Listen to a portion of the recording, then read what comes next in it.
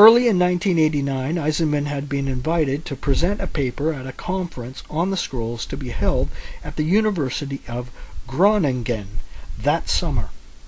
The organizer and chairman of the conference was the secretary of the journal Revue de Qumran, the official organ of the École Biblique, the French Dominican archaeological school in Jerusalem, of which most of the international team were members or associates.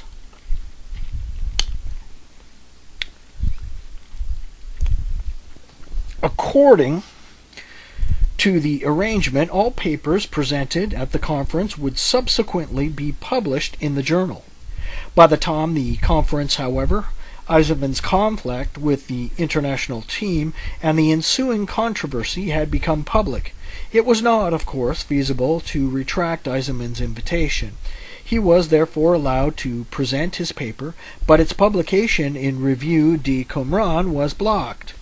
Footnote: the paper has since been published. See Eisenman interpreting Albeit Galato in the Habakkuk Pesher, Folia Orientalia, Volume 27, 1990. The chairman of the conference was deeply embarrassed, apologizing to Eisenman and explaining there was nothing he could do. His superiors, the editors of the journal, had insisted on excluding Eisenman's paper. Revue de Qumran had thus effectively revealed itself not as a nonpartisan forum for the spectrum of scholarly opinion, but as a species of mouthpiece for the international team. The balance was, however, slowly beginning to tilt in Eisenman's favor. The New York Times, for example, had monitored the dispute throughout and had assessed the arguments of the opposing factions. On the 9th of July, 1989, it pronounced its judgment in an editorial entitled The Vanity of the Scholars. Some works of scholarship, like the compilation of dictionaries, legitimately take a lifetime, but with others the reasons for delay can be less lofty: greed for glory, pride, or just plain old sloth. Consider the sorry saga of the Dead Sea Scrolls documents that might cast spectacular new light on the early history of Christianity and the doctrinal evolution of Judaism. The scrolls were discovered in 1947, but many that are in fragments remain unpublished. More than 40 years later, a coterie of dawdling scholars is still spinning out the work while the world waits and the precious pieces lapse into dust. Naturally, they refuse to let others see the material until it is safely published under their names. The publication schedule for J.T. Millick, a Frenchman responsible for more than 50 documents, is a source of particular frustration to the scholars.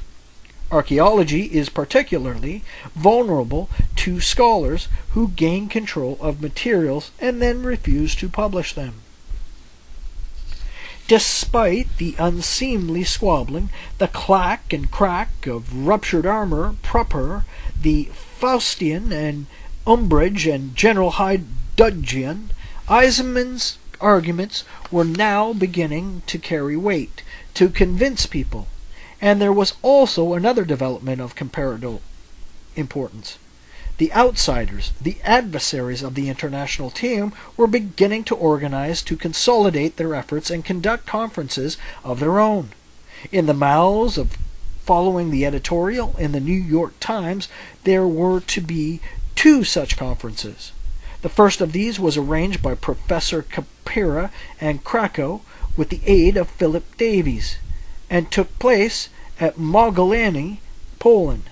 It produced what became known as the Mogilany Resolution, with 2 main demands: that the relevant authorities in Israel should obtain photographic plates of all unpublished scrolls, and that these should be supplied to Oxford University Press for immediate publication, and that the idea obtained by DeVoe's excavations at Qumran between 1951 and 1956 much of which have not yet appeared, should now be issued in definitive published form. 7.5 months later, a second conference was convened on Eisenman's home territory, California State University at Long Beach. Papers were presented by a number of academics, including Eisenman himself, Professor Ludwig Koenen, and Professor David Noel Friedman from the University of Michigan, Professor Norman Golb from the University of Chicago, and Professor James M. Robinson from Claremont University, who had headed the team responsible for publishing the Nag Hammadi scrolls. 2 resolutions were produced. First, that a facsimile edition of the hitherto unpublished Qumran fragments should be issued immediately, a necessary first step in throwing the field open to scholars, irrespective of points of view or approach. And second, that a databank of AMS carbon-14 results on known manuscripts should be established to facilitate the future dating of all previously undated texts and manuscripts, whether on papyrus, parchment, codex, or any other material. None of these resolutions, of course, either from Mulgilani or from Long Beach, was in any sense legally binding. In the academic community, however, and in the media, they carried considerable weight. Increasingly, the international team were finding themselves on the defensive. Furthermore, they were beginning, albeit slowly, to give way. Thus, for example, Millick, while the public battle raged, quietly passed over one text, the very text Eisenman and Davies had requested to see in their letter to Strugnell, to Professor Joseph Baumgarten of Hebrew College in Baltimore. Baumgarten, of course, who was now a member of the international team, characteristically refused to let anyone else see the text in question. Neither did Strugnell, who as head of the team was supposed to authorize and supervise such transactions, bother to inform Eisenman or Davies what had occurred. But the mere fact that Millick was handing over the material at all reflected some progress, but some sense that he felt sufficiently pressured to relinquish at least part of his private fiefdom, and with it some of the onus of responsibility. And that's so fucked up, I think I'm going to have to read it again. Neither did Strugnell, who as head of the team was supposed to authorize and supervise such transactions, bother to inform that Eisenman or Davies what had occurred.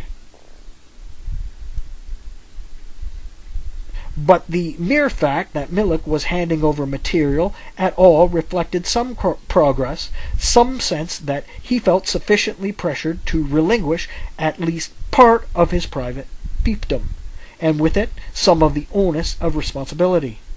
More promising still, Millick, in 1990, surrendered a second text, this time to Professor James Vanderkam of North Carolina State University. Vanderkam, in a break with the international team's tradition, promptly offered access to other scholars.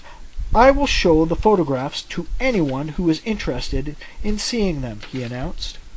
Millick, not surprisingly, described Vanderkam's behavior as irresponsible. Vanderkam then withdrew his offer. An important role in the campaign to obtain open access to the Dead Sea Scrolls was, as we have already indicated, played by Herschel Shank's journal, Bibliographical Archaeology Review. It was BAR that fired the opening salvo of the current media campaign when in 1985 it published a long and hard-hitting article on the delays in releasing Qumran material. And when Eisenman obtained a copy of the computer printout listing all the fragments in the international team's possession, he leaked this document to BAR. He thus furnished BAR with invaluable ammunition. In return, BAR was only too eager to provide publicity and an open forum. As we have also noted, however, BAR's attack, at least in part, was directed at the Israeli government, whom it held as responsible for the delays as the international team themselves. Eisenman was careful to distance himself from BAR's position in this respect. To attack the Israeli government, he felt, was simply to divert attention from the real problem, the withholding of information. Despite this initial difference of approach, however, BAR's contribution had been immense. Since the spring of 1989, in particular, the magazine has sustained a relentless, non-stop barrage of articles directed at the delays and deficiencies of Qumran scholarship and research. BAR's basic position is that in the days of the Dead Sea Scrolls are public treasures. As for the international team, the team of editors has now become more an obstacle to publication than a source of information. BAR has in general pulled very few punches, and indeed often comes very close to the legal limits of what can be printed. And while Eisenman may have not shared BAR's eagerness to attack the Israeli government, there is no question that those attacks have helped to produce at least some results. Thus, for example, the Israeli authorities were persuaded to assume some measure of authority over the unpublished Qumran material. In April 1989, the Israeli Archaeological Council appointed a scroll oversight committee to supervise the publication of all Qumran texts and ensure that the members of the international team were indeed fulfilling their assigned tasks.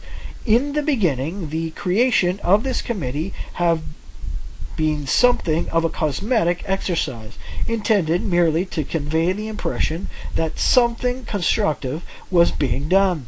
In practice, however, as the international team have continued to drag their feet, the committee has assumed more and more power. As we have noted, Father Binot's timetable, according to which the whole of the Qumran material would be published by 1993, was superseded by Strugnell's new and theoretically at least more realistic timetable with a deadline of 1996. Eisenman had remained profoundly skeptical of the team's intentions. BAR was more vociferous. The suggested timetable, the magazine proclaimed, was a hoax and a fraud. It was not signed BAR, pointed out. It technically bound no one to anything. It made no provision whatever for progress reports or proof that the international team were actually doing their jobs. What would happen, BAR asked the Israeli Department of Antiquities, if the stipulated deadlines were not met? The Department of Antiquities did not reply directly to this query, but on the 1st of July 1989, in an interview with the Los Angeles Times, Amir Drori, the department's director, issued what might be considered as a nebulous threat. For the first time, we have a plan, and if someone does not complete his work on time, we have the right to deliver the scrolls to someone else. Strugnell himself, however, in an interview with the International Herald Tribune, made clear how lightly he took such threats. "We are not running a railroad," he said, and in an interview with ABC Television, he was even more explicit. "If I don't meet the deadline by 1 or 2 years, I won't worry at all." Milek, in the meantime, remained, as Time magazine put it, elusive, although the magazine did manage to extract one characteristically arrogant statement from him: "The world will see the manuscripts when I have done the necessary work." Justifiably unappeased, BAR continued its campaign. In the ABC television interview, Strugnell, with somewhat lumbering humor and manifest contempt, had complained of the recent attacks to which he and his colleagues had been subjected. "It seems we've acquired a bunch of fleas," he said, "who are in the business of annoying us."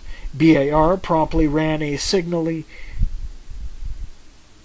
unflattering photograph of Professor Strugnell, surrounded by named fleas. In addition to Eisenman and Davies, the named fleas included Professor Joseph Fitzmyer of Catholic University, David Noel Friedman of the University of Michigan, Dieter Georgi of University of Frankfurt, Norman Gold of the University of Chicago, Z.J. Kapira of Krakow, Philip King of Boston College, T.H. Gaster, and Morton Smith of Columbia, and Geza Vermes of Oxford University.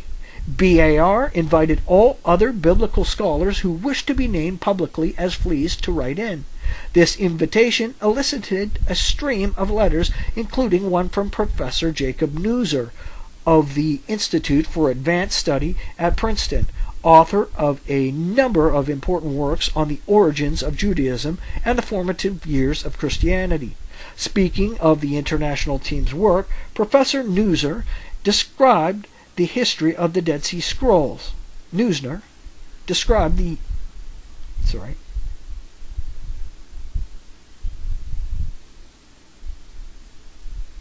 Speaking of the international team's work, Professor Neusner described the history of the Dead Sea Scrolls scholarship as a monumental failure, which he attributed to arrogance and self-importance.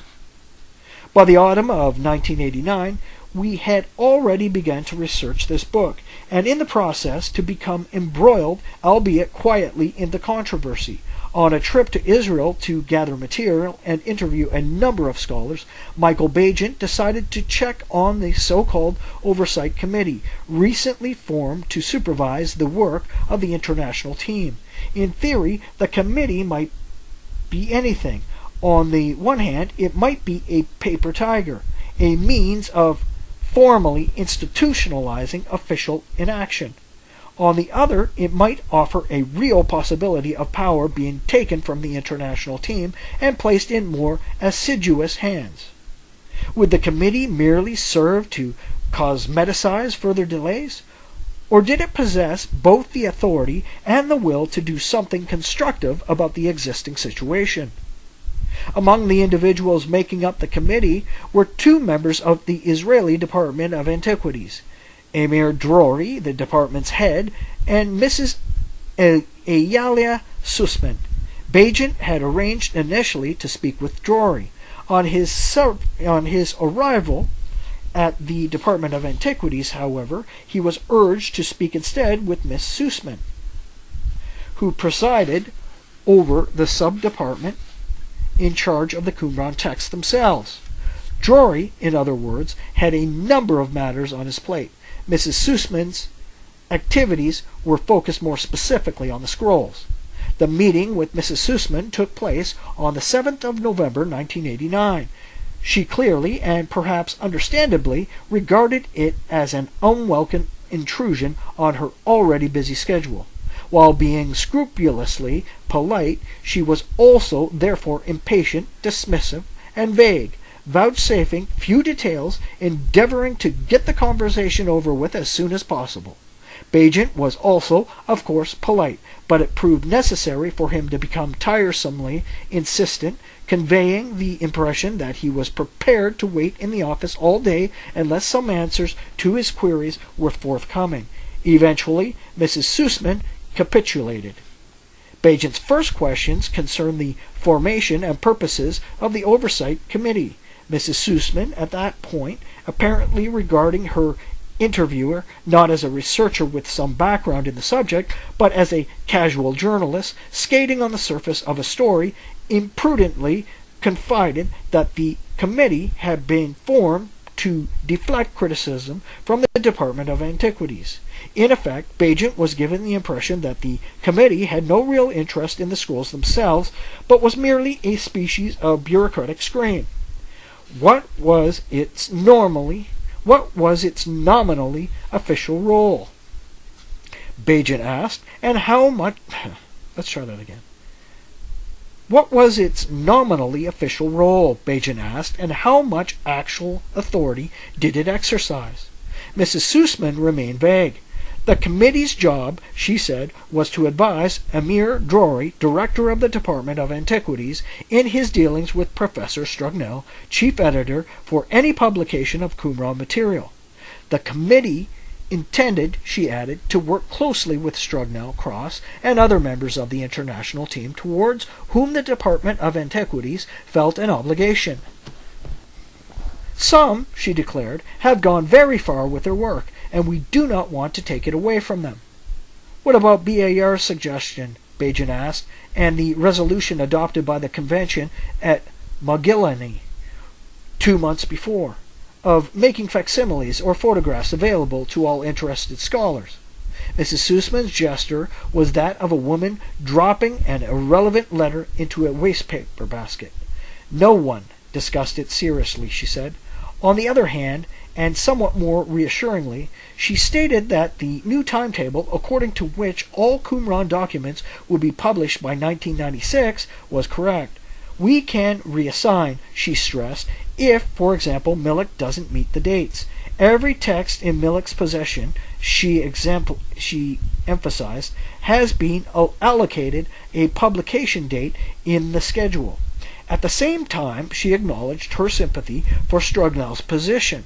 Her husband, she revealed, a professor of Talmudic studies, was helping Strugnell on the translation, all 121 lines of it, of the long-delayed MMT document.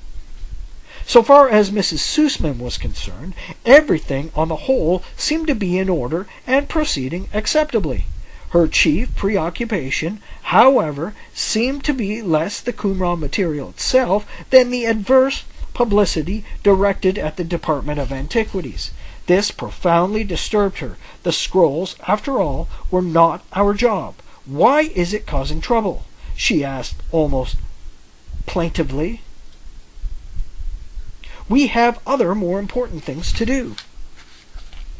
Bagent, needless to say, left the meeting disquieted. It is accepted wisdom in Israel that if one wishes to bury a subject, one creates a committee to study it. And as a matter of historical fact, every previous official attempt to oversee the work of the international team had been circumvented by DeVoe and Binot. Was there any reason to suppose the situation would change? The following day, Bagent met with Professor Shemaryehu Talman, one of the two scholars at Hebrew University, who were also members of the Oversight Committee. Professor Talman proved to be congenial company indeed, wry, witty, well-traveled, sophisticated. Unlike Mrs. Sussman, moreover, he seemed to have not only an overview of the problem, but a familiarity with its minutiae and details, and a manifest sympathy for independent scholars seeking access to the Qumran material. Indeed, he said, he had had difficulties himself in the past, had been unable to obtain access to original text, had been obliged to work with transcriptions and secondary sources, whose accuracy, in some instances, had subsequently proved to be questionable. Controversy is the lifeblood of scholarship, Professor Talman declared at the very beginning of Bagent's meeting with him. He made it clear that he regarded his membership of the Oversight Committee as a welcome opportunity to help change the situation. If it is only a watchdog committee, he said, then I shall resign. The committee, he stressed, had to be able to achieve some concrete results if it was to justify its existence. He acknowledged the problems confronted by the international team. Scholars are always under pressure and always take on too much. A deadline is always dead. But, he added, if a particular researcher had more text in his possession than he could effectively handle, he must pass some of them on. The committee would encourage researchers to do precisely this. In passing, Talman also mentioned that, according to rumor, there were still large fragments in the archives hitherto unknown and yet to be assigned. This rumor was subsequently to prove correct. Bagent asked Professor Talman about the fuss resulting from Eisenman and Davies requesting to see certain documents. Talman said he was wholly in favor of access being granted them. There was, he stated, a need to help people in utilizing unpublished information. This is a legitimate demand. The scrolls, he concluded, should be made available to all interested and qualified researchers. At the same time, he acknowledged that certain technical difficulties had to be sorted out. These difficulties, which were now being taken in hand, fell under three headings. First, the now out-of-date and superseded catalog needed revision and updating. Second, there was still no full inventory of all the scrolls and scroll fragments, some of which were still unassigned. The only person who knows what is where is Shrugno. And finally, 3 was an urgent need for a general concordance encompassing all the known texts. As for the timetable according to which would be published by 1996, Tolman was honestly doubtful. Quite apart from whether or not the international team met their deadlines, he queried whether Oxford University Press would be able to produce so many volumes in so short a time. Looking at the schedule, he observed that no fewer than 9 volumes were due to appear between 1990 and 1993. Could OUP cope with this? And could Strugnell handle the editing of so much while still pursuing his own research?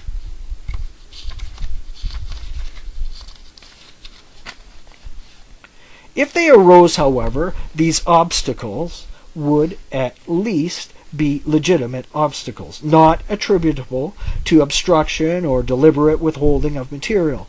They were, in effect, the only obstacles Tolman was prepared to tolerate. This was genuinely reassuring. In Tolman, the Oversight Committee appeared to have a serious and responsible scholar who understood the problems, was determined to confront them, and would not be deflected by obfuscation. Bagent had learned that the Oversight Committee was scheduled to meet the following day. At 10 in the morning... No. Let's back up and read those last 2 sentences.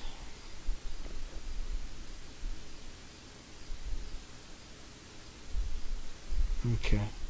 This was genuinely reassuring in Tolman.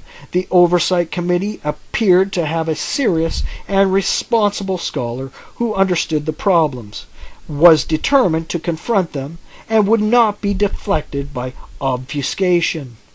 Bagent had learned that the Oversight Committee was scheduled to meet the following day at 10 in the morning. He had therefore arranged a meeting for 9 o'clock with Professor Jonas Greenfield, another member of the committee who was on the staff at Hebrew University. He put to Greenfield what had now become a routine question. Would the Oversight Committee have teeth? We would like it to have teeth, Greenfield replied, but they will have to grow. Having nothing to lose, Bagent decided to put the cat among the pigeons. He repeated to Professor Greenfield what Eyalia Sussman had said to him, that the committee had been formed primarily to deflect criticism from the Department of Antiquities. Perhaps this would elicit some reaction.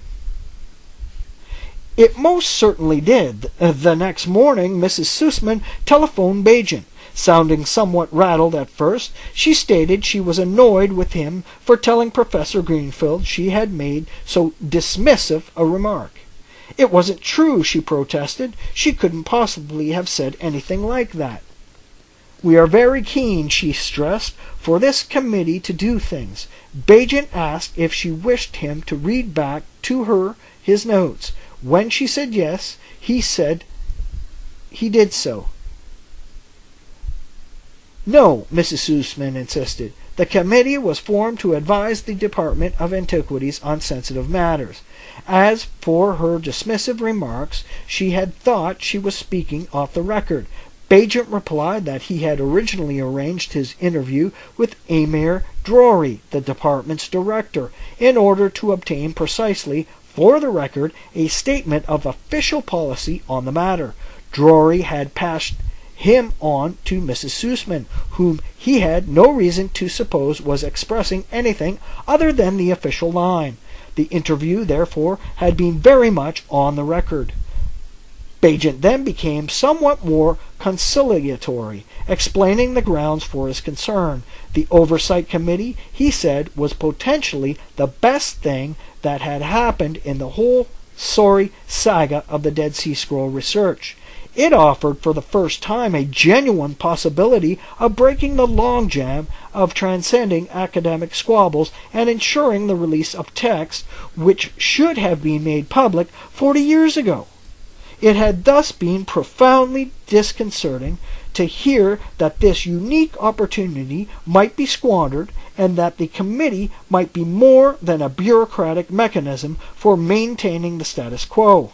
On the other hand, Bagent concluded, he had been reassured by his conversation with Professors Talman and Greenfield, both of whom had expressed an unimpugnably sincere desire that the committee to be both active and effective. Mrs. Sussman now hastened to concur with her colleagues. "We are very keen to get this moving," she affirmed. "We are searching for ways to do it. We want to get the whole project moving as fast as possible."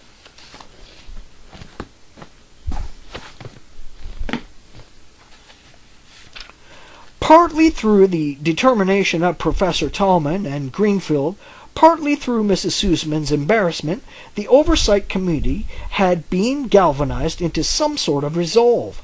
There remained, however, the disquieting question raised by Professor Talman, which it was technically and mechanically possible for Oxford University Press to produce the stipulated volumes in accordance with Strugnell's timetable. Had the timetable perhaps been drawn up in full knowledge that it couldn't conceivably be met? Might it perhaps have been just another tactic for delaying things, while at the same time absolving the international team of any blame? On this return of the United Kingdom, Bagent telephoned Strugnell's editor at Oxford University Press. Was the schedule, he asked, feasible? Could 18 volumes of discoveries in the Judean desert be produced between 1989 and 1996? If a Blanche could be audible over the telephone, Bagent would have heard one. The prospect, Strugnell's editor replied, seemed highly unlikely. She reported that she'd just had a meeting with Strugnell. She'd also just had a fax on the matter from the Israeli Department of Antiquities. It was generally accepted, she said, that the dates were very vague. Each date was taken with a pinch of salt. We couldn't cope with much more, 2 or 3 a year, at least, at the most. Bagent reported that both the Department of Antiquities and the Oversight Committee were worried about whether the timetable could be met. They are right to be worried about the dates, the editor at OUP replied. She then expressed what sounded disturbingly like a desire to fob off the entire project. OUP, she said, felt no need to demand that the series be reserved wholly for themselves. Perhaps some other press, university or some otherwise, might be interested in co-publication. She wasn't even sure that OUP covered its costs on each volume. During the last 4 months of 1990, developments pertaining to the international team and their monopoly began to occur with accelerating momentum. Criticism by scholars denied access to the Qumran material received increasing publicity and currency, and the Israeli government, it seems, was susceptible to mounting pressure. This pressure was intensified by an article which appeared in November in Scientific American, fiercely castigating the delays and the general situation and according independent scholars space in which to voice their grievances. In mid-November, news broke out that the Israeli government had appointed a Dead Sea Scrolls scholar, Emmanuel Tov, to act as joint editor-in-chief of the project to translate and publish the entire corpus of Qumran material. This appointment was apparently made without consulting the existing editor-in-chief, John Strugnell, who was reported to have opposed it. By that time, however, Strugnell was ill in hospital and not available for comment, or it would seem, for any serious opposition. By that time, too, even his former colleagues, such as Frank Cross, were beginning to distance themselves from him and to criticize him publicly. There were also other reasons for this sequence of events. Earlier in November, Strugnell, from his quarters at the École Biblique, had given an interview to a journalist for Haaretz, a leading Tel Aviv newspaper. The precise context of his remarks is not, at the moment, altogether clear, but the remarks themselves, as reported by the world's press, were hardly calculated to endear him to the Israeli authorities, and display for a man in his position what can only be described as a flamboyant lack of tact. According to the New York Times of the 12th of December, 1990, Strugnell, a Protestant convert to Catholicism, said of Judaism, "It's a horrible religion. It's a Christian heresy, and we deal with our heretics in different ways." 2 days later, the Times contained more of Strugnell's statement. "I think Judaism is a racist religion, something very primitive.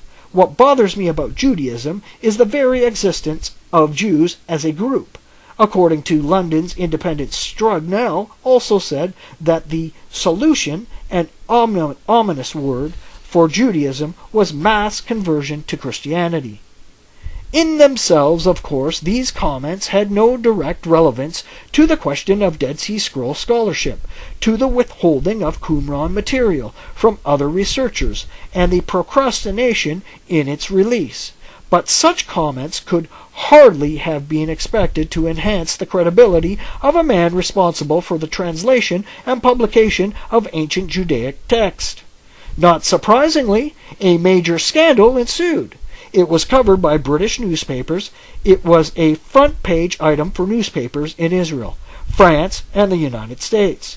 Strugnell's former colleagues, as gracefully but as hastily as possible, endeavored to disown him.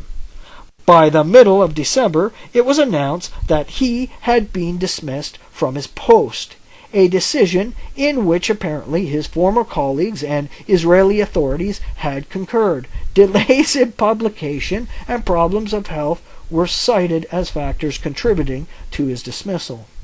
I'll read that again.